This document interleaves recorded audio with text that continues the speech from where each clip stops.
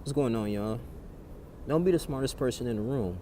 Meaning that, my experience here at Impact, it's sometimes I used to be intimidated because of people's intelligence. I'm like, oh man, I just have to be the smartest because I want to have the ability to have that power to be like, hey, you're gonna do what I say, and just put up this front, like, okay, like you know everything, and you are constantly learning, and that's the beauty of life. If you are the smartest person in the room, then that means that you're not going to grow. That something is wrong. How can you build with one another, but you guys, but every single thing? That's just not how that works. And I just feel like, as black people, we have the ability to continuously, just down each other sometimes, man. But if we can shift our energy, to have great conversations, to connect and network with other people, and network, just doing great things for the community, I think that would be so much greater. And have God in the center, and just putting your pride to the side, despite whatever type of education that you have, even though education will help and expand your craft, but at the same time, you don't have to be this whole macho man. You don't have to be a leader. You don't have to have a spirit of tyranny. I just feel like that's one of our downfalls. And just going and attending these sessions here, specifically was talking about the criminal justice system, how it can be, how it's broken, and the different solutions that we have. And one of the best solutions in the system is that, we got to know our principles. Know our principles, know the laws. For the most part, use common sense. Do not show up, smoking weed, or, smell like a skunk in the courthouse, and someone trying to represent you, trying to get you off trial. Know your amendments. Love your neighbors as thyself. That's one of the greatest commandments that the Lord has given us. Love your neighbors thyself, and trust God with all your heart, your mind, and all your soul. And and just be that person, man. Just being actively involved, man. Just giving back. I've been learning so much. I'm probably gonna do a whole full review. I'm here till January 1st, so I'm gonna spend New Year's Eve here in Georgia, man, in the beautiful Atlanta. And it's just a blessing, man, because I'm learning so many things, man, and it's good to network, man. Get out your shell, learn, talk to people, man, and just connect. People have different gifts and talents, and do not prejudge anyone, man, because of their background.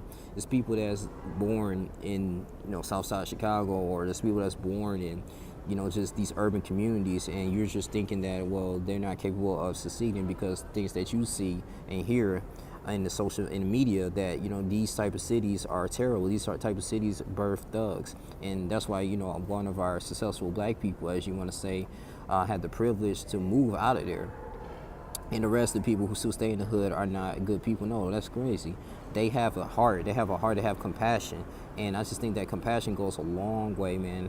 And pursuing righteousness and love. I was just ministering to a brother earlier this morning, man, about his insecurities.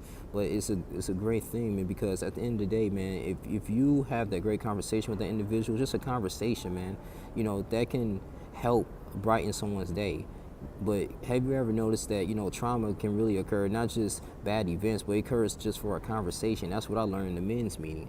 Someone can sit up here and say something crazy that that hurts your self-esteem, then you keep replaying it over and over again in your mind, and it makes you angry. It just disrupts your confidence. You have your head low. You don't do things that God has set you to do. So conversation, networking, and just putting your pride to a side is the best way to get to that next, to elevate yourself, man. So you don't want to always be the smartest person in the room. Always be around who you talk to, man, and who's in your circle. Everyone has to at least, bring something to the plate and pull their weight. It can be intellectually, it could be, just humor, anything, man. If you riding with, some people, man. So at the end of the day, have a mission, have a goal. And our mission here, I want to say specifically, is to fulfill the kingdom of God, and spread the gospel to those that are lost. That's what Jesus did, whatever career that you're in. That's all I had to say. I'm not drawing this too long. It's getting pretty late, man. I'm going to get back to my reading. This book here, I actually received as a present. I'm trying to, it's a lot going on. Actually, The Sun Does Shine. How I Found Life and Freedom on Death Row by Anthony Ray Hinton, man.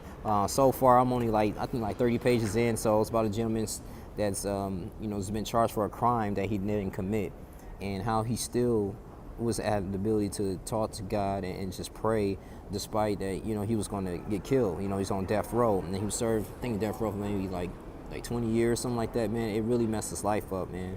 and he's out, and he talks about the post-traumatic stress and all this stuff, man. So I got to really get deep into this, man. But it's a very inspiring book. I received this on my birthday, so I just want to say that we're very powerful individuals, man. But conversations and just exchanging ideas is extremely important, and putting that to action as well is the best way to get things done.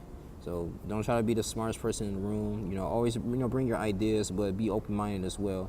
That's all I have to say. You guys continue to like, comment, subscribe. Thank you for the new subscribers, old subscribers, people that's been supporting me for day one. I love y'all. I'm out.